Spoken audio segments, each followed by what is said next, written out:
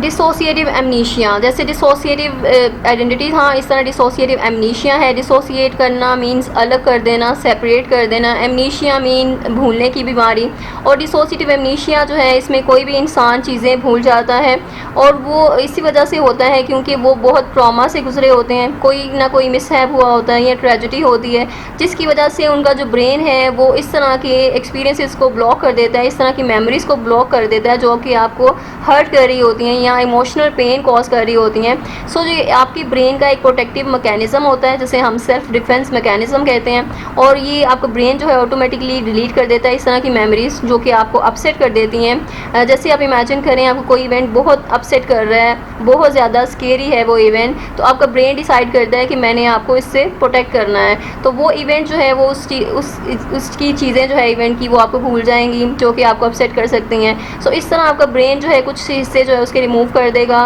उसको डिलीट कर देगा, और या फिर उसको हो सकता है कि पूरा ही उसको डिलीट कर दें या पूरा ही रिमूव कर दें, सो दैट कि वो चीज़ें आपको याद ना आएँ या फिर आपको इमोशनल पेन ना हो या आप हर्ट ना हो। सो ये डिसोसिएटिव एमनीशिया है, इसमें जो आपका ब्रेन है वो एक प्रोटेक्टिव मैकेनिज़्म की तरह काम कर रहा होता है, एक प्रोटेक्शन दे रहा होता है आपको, पेनफुल मेमोरीज से आपको बचा रहा होता है, और ये इसका कोई बायोलॉजिकल रीज़न नहीं होता, कोई न्यूरोलॉजिकल रीज़न नहीं होता, इट्स जस्ट साइकोलॉजिकल, और साइकोलॉजिकल लेवल पे ही ये फॉरगेटिंग होती है और इसका और कोई रीज़न नहीं होता। इसका भी एक ट्रीटमेंट होता है, and after the diagnostic criteria उसको मीट करने के बाद ही आपका ट्रीटमेंट स्टार्ट होता है,